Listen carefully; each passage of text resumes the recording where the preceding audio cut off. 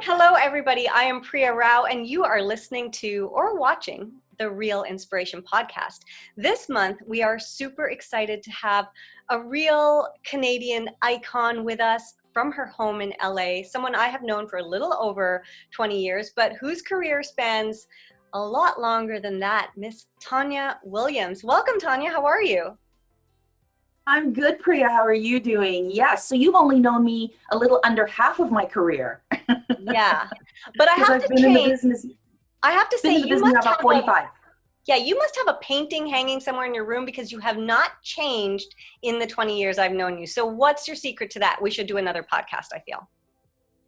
Yeah, that's on my parents, who my mother just turned 90 and looks fabulous, and I just turned 62. So I definitely feel 62. Doesn't matter what I look like, I feel 62. I think we're all starting to feel our age a little more, especially during these crazy times. Yes. Yeah, and that leads me to ask, just how you're doing out there, and it is kind of an insane time. So how things have been for you? Are you well? Is your family well? Yes, I'm totally well, and my family's completely well. And I'm a bit of a hermit, so this has not been an adjustment for me. I've always worked, because I live in LA and the Reelworld office is in Toronto. I've always worked on Skype, on Zoom, digitally like this, and I never want to leave my house. So everybody that knows me knows I never want to leave my house. So everyone else is just now finally in sync with who I am. That's right. The world is adjusting to Tonya's schedule and lifestyle. I remember actually a long time ago when I came out to LA that we had a lunch, and you did mention even back then, I rarely leave my house. And so it felt really nice to join me for lunch. So let's start off. We're going to talk about your career, your trajectory from all around the world, because you've really lived all around the world. And I know we like to take you as a Canadian, as one of ours, but you weren't actually born here. You were born in London, and I don't mean Ontario. Yeah, no, in the UK. What was great is my father was going to law school and my mother was studying to be a registered nurse. And like all Jamaicans, they met in a completely different country than Jamaica. Jamaicans seem to meet everywhere else. So they got married, and then 2 years later I was born. And I felt I have had a very privileged life that way. My parents planned for me. They were older when they had me, older back in those days. I think my mom was 27 or 28. That was like old to have kids back then. And they gave me every opportunity in terms of private schools and ballet and piano, because they really were grooming me for the world as they saw it, which was, if you're Black, you had to have every opportunity going for you to try and succeed in this world. So I was fortunate that they were smart enough to lay that out. And so I had more opportunities available to me. But we did move to Canada when I was, that was 1970. I think it was either just turned 12. And then we've always been in Toronto, except I think it's, well, not Toronto. We actually moved to Oshawa, which is outside of Toronto. Yeah. Because once again, my mother did not want me growing up in Toronto. She just felt that it was a better way of life and to be a kid to be in Oshawa. But now that I look back on it, I moved to LA in 1987. So I've lived most of my life in Los Angeles now, but I'm in Toronto all the time. Yeah, and I think I, like many people, sort of mistake that fact of, how long are you in LA? Whereas you were just saying prior to getting on the call here that it's more like, how long am I in Toronto? Because I actually live in LA. We forget that about it. I mean, I love Toronto and I love Canada, and I wish I could have made my career there. But we're talking, I was in high school, and I actually thought my life was going to be, if I was going to do anything in the arts, I thought it was classical piano, because that's where I was always playing in concerts and I was winning awards there.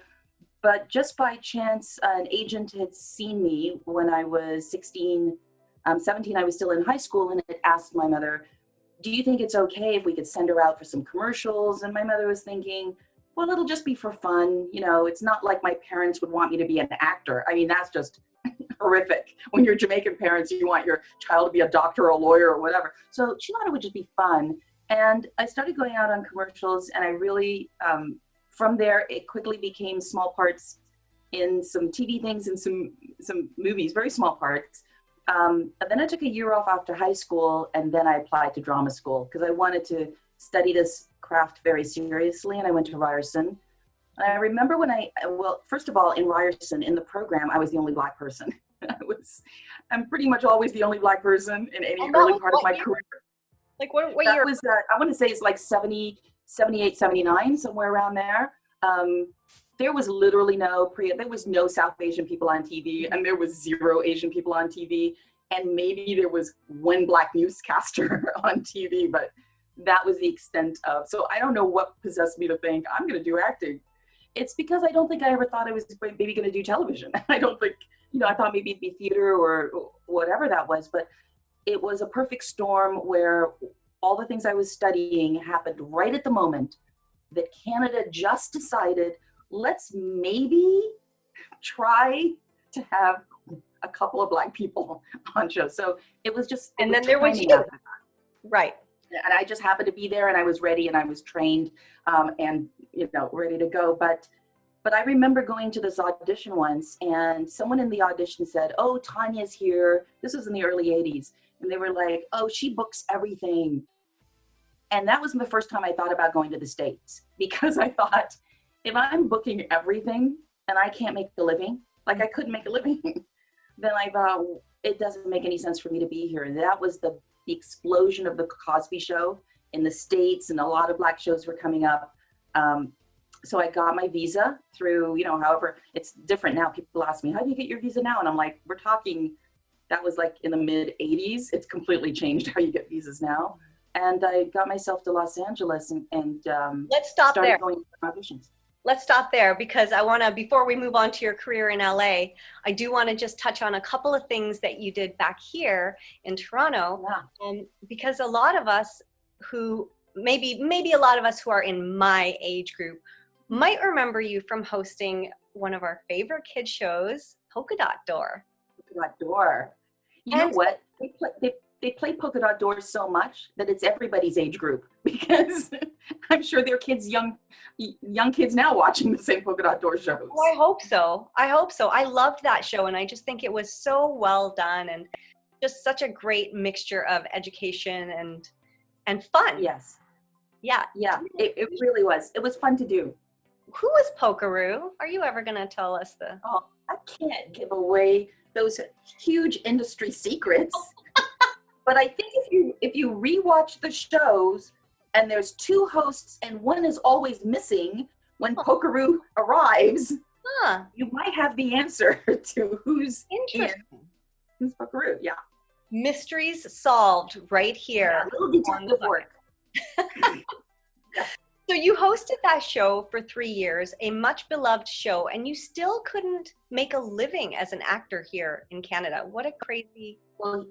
Well, here's the secret. You say it's 3 years. It was 5 weeks of shows that they reran for 3 years. Gotcha. So there's the illusion that I was there for 3 years, but there were a lot of hosts, and we were only doing 1 week of shows a year. Right. So no, you can't live off a 1 week paycheck for the year. No matter what job you're doing. Not even back then. So also I want to just touch on, because I didn't know you were a classically trained pianist, which is amazing. Yeah. And ballet. And you did do a little dance show here as well, right? You were a dancer on a show for a while, way back when. No, but I don't think my ballet teacher would count that boogie as part of my dance training. But yeah, that was a totally fun show. Oh my gosh. I feel like I have lived the same exact childhood as you, just I was never a working actor, but I trained in some ballet. I took piano lessons. I just never had the affinity or the real perseverance to pursue either of those very well. But you have certainly created a career out of all these talents, but none of those talents have become part of what most people know you as, and that is Dr. Olivia on Y&R. So how did that big break come? Yeah, so I'm in LA. Now, first of all, I wanted to say while I was in Toronto, the thing I always hated when I started my career as an actor is sort of the demeaning roles that were always coming up in casting. It was prostitutes and, 16-year-old moms with 4 kids already, and drug addicts or gang girlfriend. These were the constant roles, of which I always said no to no, no, no, because I remember as a little kid watching TV, and I remember how embarrassed I would be if a Black person came on screen, because they were always like tribal, holding a spear half naked with like in a Tarzan movie, or they were in those US movies of sort of shuffling and comic relief, but not in a positive way. And they were ignorant or illiterate and everybody was laughing at them. So why would I want to say, oh yeah, I'm really proud I'm a Black person? So those images stuck with me. And so when I became an actor, it was really important to me that I'm not doing that to some other kid. I'm not letting them sit there and watch something humiliating be up on the screen. So I was very choosy about the things I did. So even though there was very little work, I was still very choosy about it. But when I got to LA, once again, they still had, a lot of these negative stereotype roles that I didn't. But one came up that my agent said, oh, you should go on this. It's Y&R, which honest to God, that I had never heard of the show. And I know it was a huge show back then, but I did not even know. I did not know there was daytime drama in the middle of the day. I didn't even know that. Wow. So the character was for Drusilla. And I read it and it was like, she's on the streets and she's illiterate and she's like everything I hate. And I said to my agents, I don't want to go in this role. And they go, just see them. They always cast different things. Just see them. So I go and I audition for this role, but I don't give them what I know they want. I'm auditioning for the role like I'm talking to you now. Right. So I refuse to play. Yeah. I'm like, I don't want to do this role anyway. So I really don't care if I don't get this role. So I do it the way I normally would be presenting myself. And I leave, and a week later, my agent called me and said, they want to see you at Y&R again. And I was like stunned. I'm like, for the illiterate, homeless girl, whatever. And they're like, no, they created a new character and she's called Olivia and she's a doctor and she's an intern at this hospital. So I went and I was the only person in the room for the audition, like in the waiting room. And then I saw Bill Bell himself with the casting directors and with one of the CBS studio heads or something. And then as I left the audition, as I was walking to my car, the casting agent ran after me and said, can you come up and go to wardrobe? You've booked the role. It was like that. And it wasn't until a couple of years later that I was speaking to Bill Bell at some event, and he said, we created the role of Olivia after we saw your audition. Wow. And I never knew that till that point. Because if you remember some of the characters they had on Y&R, they were not, at one point, Nathan was called Kong, Oh, yeah. On the show, they called her Aunt Mamie, but it's spelled Mammy. I mean, these were not, these were strange things. So I think they thought it's time maybe we move into the 20, at that time it was the 20th century. We move into the 20th century. And that's how I started on the show. And I loved every minute of it because I was portraying exactly the kind of character I always hoped I could. I remember it was 2004. I think they're called the Association of Black Physicians in America, whatever. They presented me with an award because they said, since the inception of my character, every year they had like a 400,000% increase in Black women wanting to become doctors. And that's why I came into this business. I mean, that's why I do what I do. It's it's just to change people's perceptions about things, especially about what Black is. Yeah. And I mean, you and I have known each other for a very long time, and that's partly because we've been doing the diversity talks. We've been at every roundtable for over 20 years. And right. If we had $1 for every roundtable, honestly, I'd retire 5 years ago. Retire. But there's always that conversation about seeing yourself represented on screen and the importance of that. And I don't think a lot of people quite get that. Wait, let me correct myself. I don't think a lot of people who already see themselves on screen in every character imaginable get that. Yeah. It's only the people like you and I, who when I started trying to be an actor, it was, in the gosh, late 90s, and there were a handful of Indian actresses, you know, and it was all about that. But hearing your story about that kind of an increase in women, just Black women wanting to become doctors, it's huge. Yes. You know, Yeah, seeing it's one really character. huge. And when you brought that up about when South Asian and Asian actors started working, even though they were Canadian, they were always forced to pretend they had some accent. Yes. Indian accent, Vietnamese accent. Even if they'd never had, they literally had to go and train to do accents because they were speaking regular, what we call Canadian, but that was not what they wanted to hire them for. Yeah, I remember one audition for a commercial that was going to air around Christmas time, and it was about giving the right gift. And I was getting socks or giving socks or something. And so I said my lines, and then the casting director, or maybe it was the director, said, okay, can you try it with an Indian accent now? I was like, okay. And I have not perfected my Indian accent, let me tell you that. But I just talked like my mom. I mimicked my mom. And then they said, okay, now can you try it with a light Indian accent? It's like, I don't even know what you're saying. Do you? What is that? What you're saying? Yeah. And I was really glad I didn't book that, because I couldn't even feel good doing the audition. You know, it was one of those few auditions where, like you, I just did not do a good job intentionally. I know. You know, I feel bad sometimes because I'm sure I have a reputation in auditions that I'm just a terrible actress. But really, I don't want to do the role. I don't want to do that role. So there is no way I'm making you choose me for that. Right. I'm sure they're like, wow, I really thought that Tonya Williams could act, but what was that? What happened to her? What happened to her? Poor thing. It's amazing to me that you chose that path of integrity very, very early on, even before you had the power or position. And I say that with air quotes, you know, for those of you who are listening to this as opposed to watching it. But you made that choice to only take roles that you could be proud of really early on as an actor, and very early on age-wise. How did you find the strength, I guess, to make that choice knowing it would affect your career? Yeah, that's really easy actually for me, because it's the parents that I had.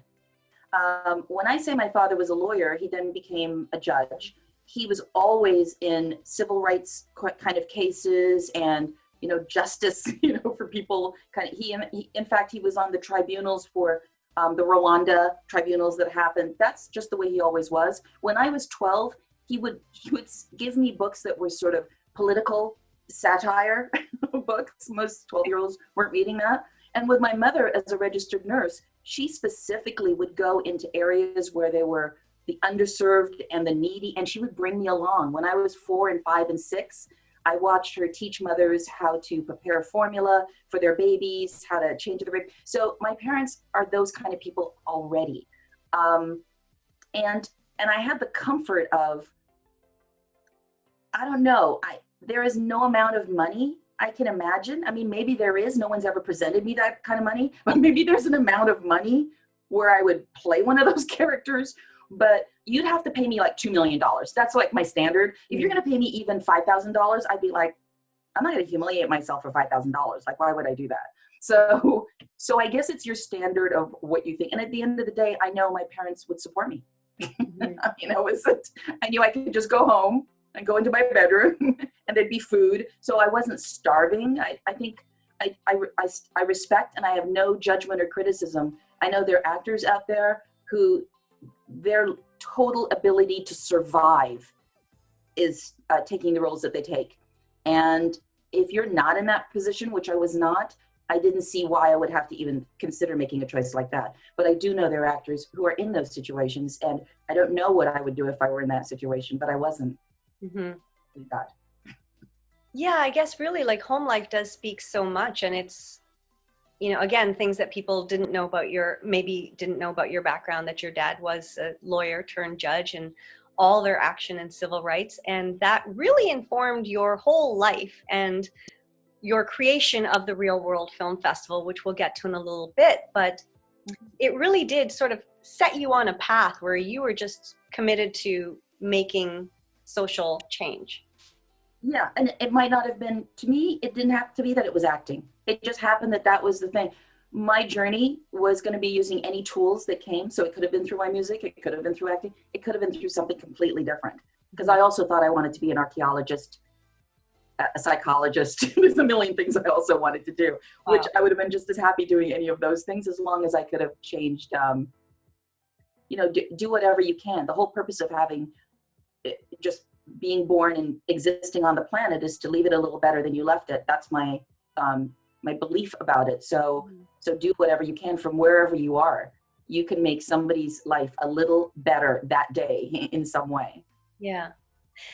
Just a quick segue, because we're recording this at a time where things are really shifting in the public arena, let's say. Yeah.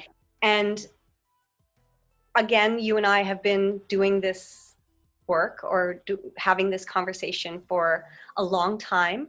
And there have been times when it will spike and it'll be in the public eye for a while. This feels different. Do you feel that way too? Yeah. Do you feel like there's actually change in the air? Yeah, there is absolute difference. And the reason is what I talk about all the time. Movies, films, anything on screen that you see is the most powerful medium we have on the planet. So we've heard about, a woman went into a black man's apartment. She thought it was her own and shot him because she thought he broke in, but he was just sitting in his own living room watching TV. We hear of that, but we didn't see a movie. We didn't see an actual real video on that. We've seen those quick, 1 minute, 30-second snippets of a black man running away and police officers putting 16 bullets in his back, but that's too quick. We've never seen an almost 9-minute film where the man is on the ground, face down with his hand chained behind him. 4 police officers are there in the middle of the day with a crowd of people watching, videotaping it on their phones and saying, "Let him up." And the police officer who's got his knee in the neck of that man for like 9 minutes almost, he's got his hand in his pocket and he's got this amazing look on his face, which is, what are you going to do about it? Like it was really a contempt and he just didn't care what it was. And then we watched, and that's a long time. Yeah. Watching something for, 60 seconds takes forever. But watching that for 9 minutes, I watched a person get murdered and everyone saw it. And all of a sudden it was like all the other pieces of the puzzle fell into place when they saw that. Like everything else that they'd heard made sense now, where they just thought people might have been exaggerating or making it up, or maybe that guy deserved it, or whatever it was they thought before.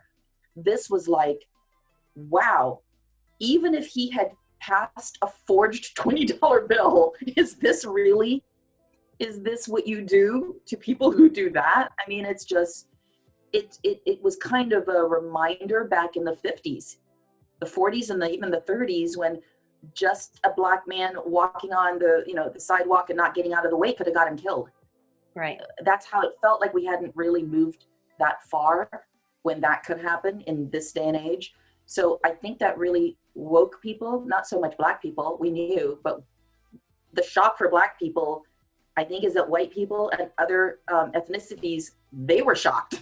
Like, finally, I was like, okay, this is what it took to shock you. Yeah. We already knew things were happening. Yeah, and that's what is so, there's so many things about that incident that are, and shocking is not even the word. Shocking is almost too small of a word, but there are so many aspects to what happened to George Floyd that are mind-blowing. The fact that people are stunned at it, and the fact that the black community is not. They're like, well, okay, I'm glad you see it. We've been talking about this. We've been telling you, we've been showing you, but somehow this resonated with you and it never did before. So thank God. Yeah. You're in the boat now. It's sad. It's sad that it did take something like that, because watching that video, I couldn't watch it for the full 8 minutes. I couldn't listen to the audio. It is interminable. It feels like an infinity that you're experiencing that. So I don't even understand how in that moment, the people there, it must have felt like an eternity, slow motion. It was an eternity.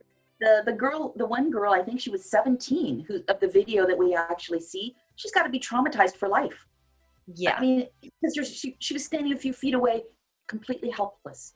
Like, what are you going to do? Try and, beat up the cops and get them off? I mean, she was helpless.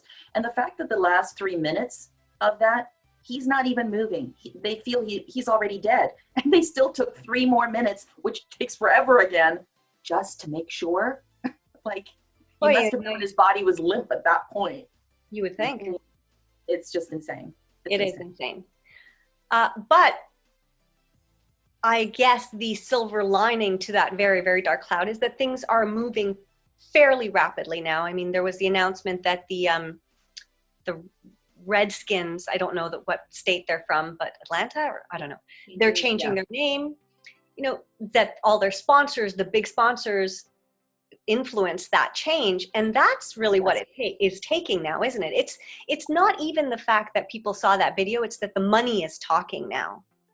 So well, I hope. I'm a cynic, Priya. Unlike you, I'm more cynical.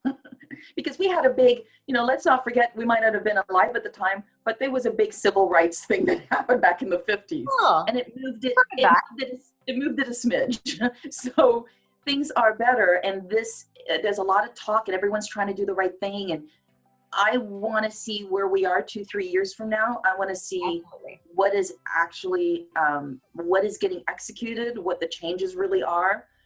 We certainly can't fall back into complacency. And I think Black people definitely realize that this is a moment, so they're pushing and pushing. So you're seeing, playback posting letters from different organizations, and because I think we can't let up, because we do not want to let this moment pass. We can't wait for another 50 years for someone else to die in such a crazy way. Absolutely. And that's why I think I was, referring to our shared kind of history fighting this fight, or however you want to phrase it, trying to bring awareness to diversity and to the fact that diversity really includes us all. It's not just everybody but the white people. Really a diverse society and a diverse media is one that represents everyone. I'm also really against this this word diversity. I mean, it's too inclusive of everybody. It's hard to pinpoint. I find that when we put a nice label, right now the term is BIPOC. I feel when we put a label on something, it makes it easy to go, oh, let's help BIPOC like it's one person.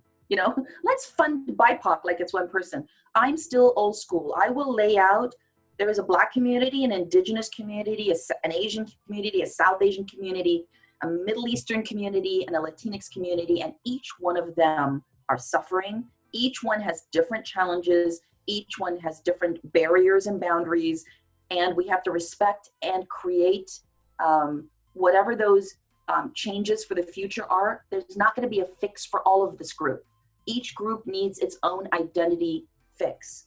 And so we need to make sure as people of color that we don't make it easy for them to just slap one label on it and come up with one solution, because I can guarantee Black people have a very different experience in the entertainment industry than Middle East people. I mean, the roles that they find stereotypical are very different than the roles that Black people are finding stereotypical. So we have to have these conversations and not try and find any quick fixes that sort of gloss over everybody. And I think we're always trying to find words that sort of put everybody in the same basket. And I want to get us all individually out of the basket. Because when you just think about Black, you've got African Americans that are very different culture. You've got Caribbean people. You've got all the different African countries. You've got, even within that, we have to unpack it. And then we have shadeism, which I'm sure, you and I talked about. You can't just talk about race. You also have to talk about within every race, there is this also bias and racism against lighter skin to darker skin. So these are conversations that we shouldn't just try and shirk and gather together as a one fix thing. It's going to be really challenging. Yeah, I'm really glad you mentioned that, because it is true. That term BIPOC has just sort of, I feel like, appeared out of the ether over the last little while. And I don't think a lot of people even know what it means. And so it stands for Black, Indigenous, People of Color. as sort of a Yes. grouping, you know, a kumbaya little hug of all those people together in one little bundle. But you are very correct that all the experience of each of those members is extremely different. Yes. You know, even when Absolutely. I was auditioning and acting, South Asians were way less represented on screen than, say, Black people were at that time. Black people may not have liked how they were represented, but they were certainly more widely represented. And so it's different for every community. Now the Indigenous community is having, at least in Canada, a real upswing in terms of their representation because they're creating their own work. You know, they're making it happen. Yeah, but you know what? Beyond creating their own work, they've also started to put foundations in place, you know, real structure in place. Having the Indigenous Screen Office is fantastic. In the 2 years that that office has been up, maybe 3 now, it has changed everything. The fact that they have a channel, APTN, is fantastic. There's no Black channel that's on a main. We've got 3 channels that are paid per subscription. You'd think that by now they'd be a Black channel in Canada. How is that even possible? That's not. So I'm really much for pushing and having a Black screen office, because I think having an Indigenous screen office really made a difference. I think we should fight for a South Asian screen office and an Asian screen office and a Middle Eastern screen office and a Latinx screen office, because I think having those individual offices that are focusing just on the concerns of those communities make a difference. And that's why when you say the Indigenous community, I would say that screen office and having their own channel really shifted the whole dynamic. Yeah. And now I feel like this is a natural segue to talk about Reelworld, but I do want to just touch on one tiny little aspect of your career. I shouldn't call it tiny, but one sort of tangent of your career, because you were an actor for so many years, and most people know you as Dr. Olivia from Y&R, but then you started directing, and you really fell in love with directing. You directed it's so here. Yeah. But it's so funny. I don't know if I fell in love with it. I'll back that up a little bit. What I love about acting is I love being able to go in my introverted hole and dig around about this character, what this character is, what they feel, what they do, what's their backstory, what would they be like in this situation, that situation. I love that. That's the exploration that I love. Directing felt for me, but maybe it was because the project I was on was so low budget, but it felt like I was everyone's need, came to me. And it was a very different feel. Because I'm not an extrovert, it was just draining that I couldn't just focus on the craft of directing, because everybody's issue and problem was coming to me and I was drained. I'm sure on a big budget that would not be the case, but on ours it was. So I would like to do more directing, but now I know what I don't like about it and what I do like about it, and I think I could shape it better. But Reelworld has been, for me, like producing a 20-year show is how it feels. Because when I started Reelworld, I certainly didn't know what I was in for. I mean, I think that's what I can say about every step I've taken. I love throwing myself into the unknown, and just pure perseverance is what makes me stay there. It's almost like when I throw myself in, I've already swam so far, I figure might as well keep going forward, because if I go back, I might drown before I get back, but just keep going forward. So with Reelworld, I didn't realize that I would not be able to hire, people just think about the screenings. I had to hire staff, and I wanted to make sure the staff was representative of what I was talking about. And back in 2001, there were almost no programmers who were, Black, Indigenous, South Asian people of color. They weren't there. They weren't arts administrators. They weren't marketing people. So we became a training and not set up for that. And I found it insulting that I think it was, as the years went on, arts councils would sometimes say, Tonya, you have so much turnover at Reelworld. Like, it's not that we have turnover. We're training people and then we're pushing them out. All of a sudden, TIFF was hiring people that we would training, and other festivals were as well. And this was what our plan was. We didn't want to train like 4 or 5 people and then just keep them for 20 years. We realized that we had to do that as well. So yes, we were showing films. Yes, we were training people to be in film festivals, and we were creating incubator programs and mentorship programs. and industry panels and all kinds of different things were happening at the same time. And it was a lot of work. That's all I can say. It was a lot more work than I thought. Well, I have worked in festivals and programming and conferences for a long time. So I know that, yes, definitely it is a lot of work. You founded it in 2000. It's 20 years of work now. It's, to me, Yes. It's so incredible that that amount of time has passed, because I remember we met actually just before, maybe a year before the first one happened. And Right. I'm finding it hard to believe that 20 years has passed. How has that been I know. in terms of the festival?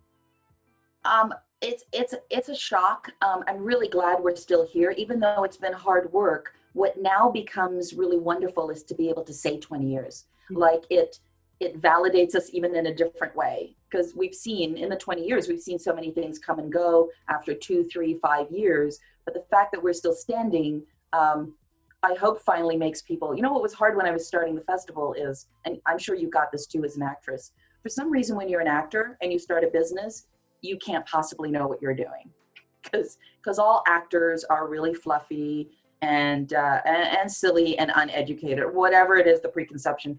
So the fact that I would go into meetings and they were like, oh, you're in Y&R, what's that like, and whatever, that's what they wanted to talk about. I'd let that happen for the first couple of minutes, and then I would lay out the business plan of Reelworld and what we were doing and what I needed, and it really shifted people. So I think it's always difficult when you're an actor and when you're a woman to get the kind of respect when you're doing a business. Mm-hmm. And that's always the challenge. It's a challenge less now because I haven't acted in so long, but I would say the first 10 years, it was hard for me to turn up at the festival and not also have to do fan pictures with, you know, sponsors and with audience members. It's certainly, that was draining for me because I'm like running the festival and trying to make sure that everything is happening, but I also have to take a moment and take a photo and smile with the person who needs it for whatever reason they need it for. But it's getting better now. Now that I'm old and fat, they don't take the picture as much. I like it. I actually love it. Now that they see you more as the boss and not somebody to be pushed around, maybe that's more of what's causing that. Maybe. But and it's funny that you said that, the boss, it also trickles down into the people that work for you, because staff start with a very different preconceived idea of what I'm going to be like. Maybe they watch me on the show. Maybe they're also thinking actress, Hollywood, whatever. And so when I become boss, I get a lot of pushback. You know, they just don't like, I'm very much, even though we're in the arts, and maybe this is the discipline from when I did ballet and piano, the arts does not mean sloppy. It does not mean undisciplined. It means the opposite. We are more disciplined. You know, when I say the office opens at 9, it opens at 9, not 9:05, not 9:10. When we start a panel, it starts at this. I'm very much, even though it may not be, I'm not an organized person, I like hiring really structured, organized people, because I believe it all falls apart if you don't have that kind of team together. Now, I am curious about one aspect of the festival. And I mean, you've talked a lot about representation. I wonder why, or I want to ask you, why you didn't just start a Black film festival? Why was it so important for you to represent everybody? I think it's because I just for that. Yeah. I've never seen the world that way. And I think my time in the US, when I came here in 87, and through the 90s, it was so segregated in LA. And no one really talks about it, but I remember I would go to functions and I would invite a friend and they'd be like, oh, you got to ask, like if it was a Black friend, they'd go, is it a Black function? And I would go, why? And they're like, they only go to Black functions. Or if it's someone Latino, they're only going to Latino functions. And I never understood that conversation because it's not the way I was raised and it's not the way I saw the world. So you're right. Even when I started Reelworld, and even though I kept saying I'm representing all these things, they would say Tonya's Black Film Festival. Every media, if you look at the media back then, Tonya launches a Black Film Festival. I would repeat it over and over that it was not, but it was like it fell on deaf ears because it's almost impossible. How could someone Black create something for other people? That's just, that's just so bizarre. But at that time, I think I also had a lot of friends that were Asian and South Asian. I knew their struggle, which at that time was harder than Black people. But and so I wanted it, I felt it would be better if we all fought together you know, fought, but doesn't mean we were sharing the same issues and the problems, but that we were all fighting together. That maybe change could happen in a bigger way. You know, I think something else that people forget too is there's racism within the people of color. There's racism between South Asian people and Asian people and Black people. I think it's hard for white people to understand that there's definite prejudice and racism between those groups. So coming together, my idea was, because I know that kind of racism exists, it was so nice to think of an audience that could be mixed like that, sitting together, sharing a story and connecting through that. There was just something about that I really loved. But so that was, I think that was my key reason. I know it made no sense to anybody else. My life certainly would have been easier. It would have been easier to get funding just for a Black project, would be, but I've never done anything the easy way. I have to do things that make sense to me. I mean, if they make sense to me and they're easy, that's even better. But if they make sense to me, and even if they don't make sense to anyone else, I still have to follow whatever it is I think it is. And I get flack for that, because people will think, oh, you're bossy and you have to have things your own way. But it's actually the opposite. I don't really care what other people are doing. You do it your way. But I have to follow what's authentic for me. I can't just not do that. So, but I don't force anybody else to do it, to do it with me. I'll do it by myself. I don't really care. But I still have to, I just have to follow whatever that inner voice is. And I love that you said you have to follow what is authentic for you, because that ultimately led to your career. Like, and that gave you that big break on Y&R, because they created a character for you based on you being true to who you are. Well, I am a big believer in this one thing, where each of us, all over 7 billion people on the planet, each individual person is unique. You have something that nobody else has. And so just trying to copy what other people are doing will never make you, put you out front. You're just going to have to do, people are either going to love it or they're going to hate it. And if they're going to hate it, why would you want to pretend to be something you're not just to get them to like you? Because then you're going to be trapped in a cycle of having to pretend to be that person all the time. Whereas just being authentic, you will always, the people that will gravitate towards you are the people who respect that and like that. And the people who hate it are going to just like disappear, which is what you want anyway, isn't it?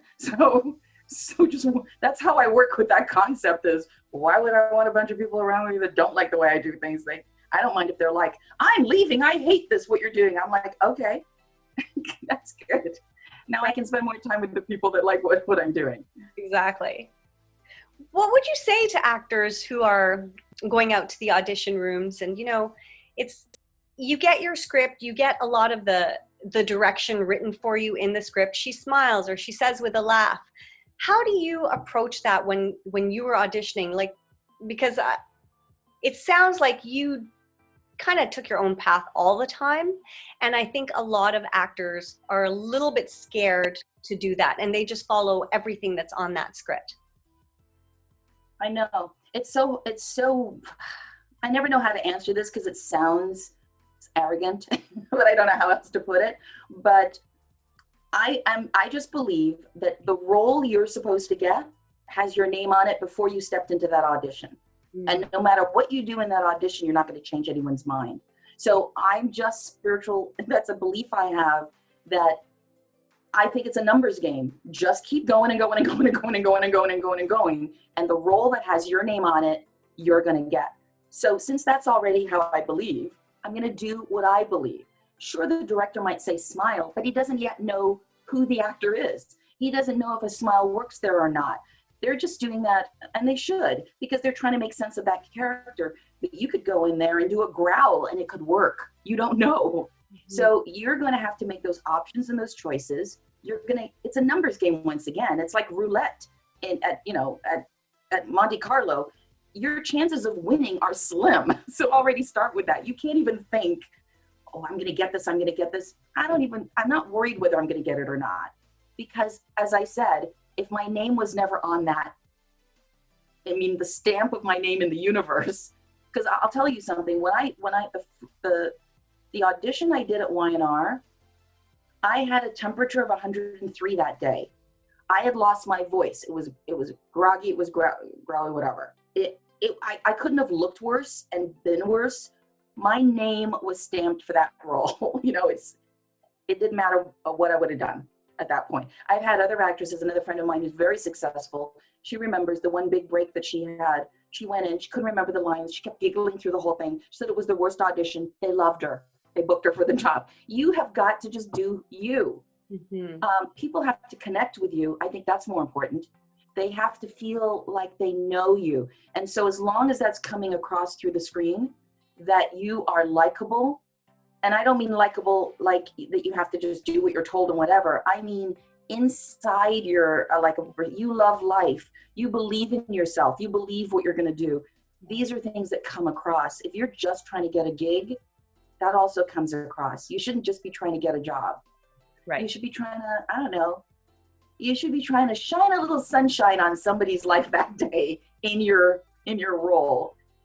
Even if you're playing Hannibal, you should be, because Hannibal was charismatic and you still like him, even though you may not have wanted to be in the same room with him. Alone. Alone, or with even 5 other people. He would have taken you down anyway. So yeah, that's what I say to actors. But now, honestly, I don't even know if I become an actor the way it is right now. It is way too much work because you have to keep social media going. You're on these, all these websites of casting this, casting that. I'm back from the old days. We'd do a photo shoot with a photographer, and then we print up like 100 of one photo, 200, whatever the photo. You leave them with your agent. They mail them out or courier them out to the casting people who phone you. Then the agent phones you up and you go to an audition where you actually see physical people in the room. Now there is nothing about it that I find interesting. I know I would not have taken that road. The fact that, oh my God, you have to keep posting social media and you have to have a million different photos and you tape yourself and then you have to, edit and upload and I would have just become a camera operator if I was going to do that road, or I would have been a publicist or, a social media marketing guru person or something like that. It is way too much work. So did you take a conscious step away from acting? Yeah, absolutely. Because when I started the festival in 2001, I did not think it was going to take this much of my time. And by 2005, I was like, this is a full-time job. So I was already doing Y&R and a full-time job. And I was like, I am too tired and too old. I can't do this. And it's not like I didn't love Y&R, but I had felt I had played everything I wanted to play in that role. And the chemistry wasn't the same because Bill Bell was no longer with the show. I think he passed away by then. And all the characters that I loved playing with, I think from Drusilla to Shamar was gone. It wasn't the same feel. So it was like a transition moment. Like maybe if they'd all been there, I wouldn't feel that way. But I felt like I'm turning up and I'm doing this job, but I'm not feeling the same way. I'm not feeling as excited as I was. And I had already committed by 2005. That had been 15 years of my life. I mean, you never think you're going to get a gig that's going to last 15 years. So I did hang on very part-time for 4 more years. But honestly, it was even hard. It was harder. Like not being on for like 6 months and then having to jump in for 2 days. I found that because I just didn't want to learn the lines anymore. I just didn't want to be in that. I said to someone, this is how it felt like you dated some guy for forever and then you broke up. It's over. You're done. Right. And then someone says, oh, you have to date again for like a week. You're like, it's just like, it felt like putting on old damp clothes that you didn't want to wear again or something. And I love doing Reelworld. And the only reason I would leave Reelworld is a complete different opportunity. And I don't even mean acting, something else. I don't know, maybe I'll run for prime minister or king of a small country in Africa, or I don't know, or queen, I should say whatever, because I always assume king is more powerful. So, yeah. So not necessarily. But it'd be wrong for me to think that, by the way, politically incorrect for me to think that way. So I don't know what the future holds, and that's what's really great. But yeah, I mean, at 62, you think about life in a very different way. I'm certainly not looking to start a bunch of things, but I say that and I don't know. I'm also a believer that the world, the universe has plans for me that I'm not aware of. And so I might end up in a place going, oh, wow, I didn't think I'd be here, but I love it. Yeah, So who would have thought 20 years ago that this is where you'd be, and that the festival would have grown into so much more than just a festival. And let's just really briefly summarize some of the things that you're doing right now before we have to wrap up. You know, you've been lobbying the government, you've been very active, you're on all these boards now, the CMF board. Let's just talk about some of what's happening with the festival. No, it's been great. These were things we were fighting for from the get-go, but we were always fighting from behind the scenes, talking with Telefilm, talking with CMF, talking with Ontario Creates, talking with the Canadian Council. We'd always done advocacy work that way. But I think since you said George Floyd, it's all been much more prominent. So yes, talking with the Heritage Minister, groups of us, and now CMF has this wonderful Black Leaders group where we're talking about changes that we want to make in the screen industry in Canada, and Telefilm has its wonderful inclusion and diversity group. And it actually started that in January before all this. So it was like the timing was just perfect.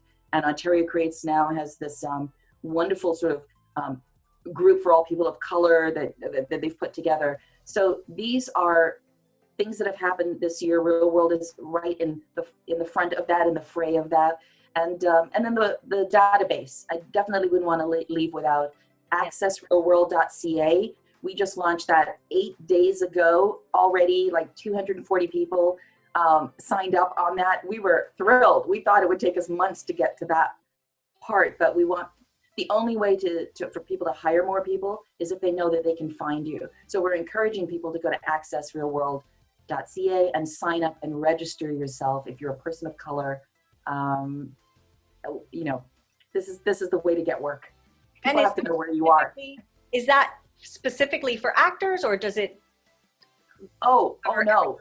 We have over 75 categories. I mean, we're not even talking about just directors and writers. We're talking about set medic, tutors that are hired on, assistants, hair, makeup, electrical, construction, the music, composers. We're talking anything that hands touch that's in the screen industries, entertainment lawyers, anything in the legal department, auditors, any people that are Black, Indigenous, Asian, South Asian, Middle Eastern, or Latinx in any of those industries. We encourage you to sign up because people want to hire you. They don't know where you are. So make their job a little easier and put yourself on our database so that they can look for you. We've already had someone emailed me, and just from the week, 2 people got hired for jobs from the database. And I'm like, it's so great to see something you wanted to do and it's actually happening, and then it's doing the thing it's supposed to. It gets me excited. I get excited. That is something to feel excited about. What a great accomplishment too. And just to see. I hope you're up there, Priya. You better be up there. I'm not. I haven't been acting in years and years, but it's not for actors. Yeah, I know. I'm not even really in that film world so much, except for my work with First Weekend Club, but I will definitely check it out so I can spread the word. Yes, because film festival programmers are up there and curators are up there, and you're a fabulous host, so you should be up there for that. Thank you so much, Tonya. And thank you for taking the time to talk with us from LA. I know you had to sandwich this interview in between some other really important work you're doing for the festival, and for continuing to speak up for all people of color. And it's been such a great honor to know you over the last few decades. And I look forward to the next few and the crazy, wonderful things you're going to get up to. Oh, thank you so much. And it's been a joy for me to watch the growth of your career, because I remember you starting out in the very early stages, and it's really amazing. You have great success, and I applaud you for that. Oh, thanks so much, Tonya. That means a lot. And that's it for this edition of the Reelworld podcast, folks. We will talk to you next time. That's amazing. Thanks so much, Tonya. What a great love hearing about all that's happening with the Institute and this database. I'm gonna definitely, it'd be great to get somebody from your team to write a blog, like a guest blog that we can post on the First Weekend Club site and share. That's great. We don't even have a blog set up yet, but that is a great idea. We should. If you guys if somebody can write something about it and maybe include some screenshots or something, or talk about some of the categories, we can just post that on our blog. Absolutely. We'll work on that after we get you what you need for Friday. Yes. Yeah, for After Friday that, we'll, by Monday. I mean, I like to give her some time, but you know, we do have time before it's going to be posted. awesome. Thank you so much. Okay, thanks so much. Have a good day. Bye-bye.